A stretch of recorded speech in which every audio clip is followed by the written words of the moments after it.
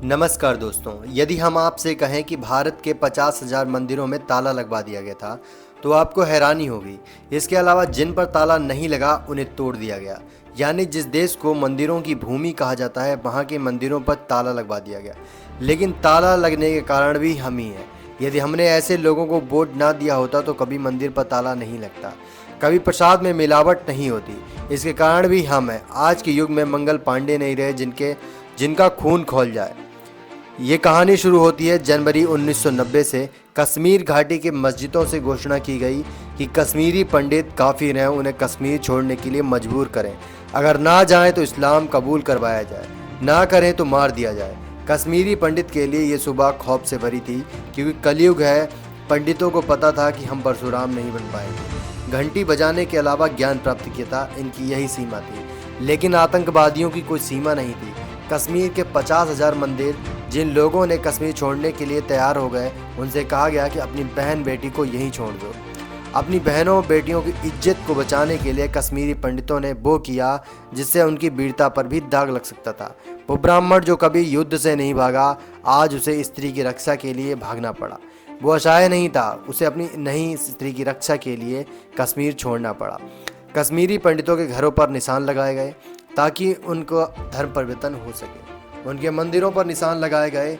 14 सितंबर 1989 जम्मू कश्मीर के श्रीनगर में प्रसिद्ध कश्मीरी पंडित, सामाजिक कार्यकर्ता और अधिवक्ता पंडित टीकालाल टपलू की उनके घर पर गोली मारकर हत्या कर दी गई। 31 अक्टूबर 1989 47 वर्षीय शीला कौल की छाती में और सिर में गोली मारकर हत्या कर दी गई। 4 नवंबर 1989 नीलकंठ गंजू की श्रीनगर में हाई कोर्ट बाजार में गोली मारकर हत्या कर दी गई। 1 सितंबर 1989 महाराज के निवासी अजय कपूर की आतंकवादियों ने गोली मारकर हत्या कर दी। ये सिलसिला हर रोज चलने लगा।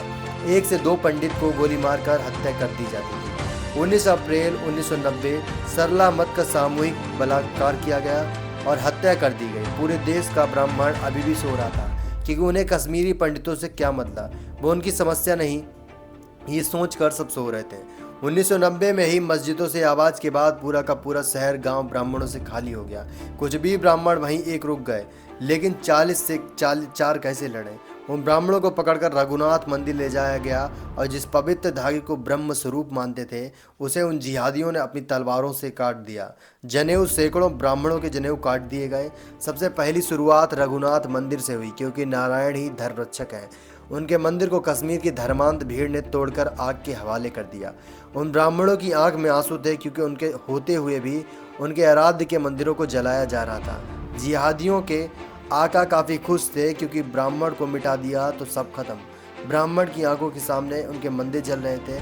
उनके जनेऊ को अग्नि के हवाले कर दिया गया। रातों रात लाखों ब्राह्मण कश्मीर की घाटी को छोड़कर पैदल ही निकल पड़े। सुबह हुई, कश्मीरी पंडितों के घर ताला लगा था। जब मस्जिदों से एक बार और आवाज़ आई कि काफिरों के मंदिरों को जला दिया जाए या तोड़ दिया जाए या ताला लगवा दिया जाए।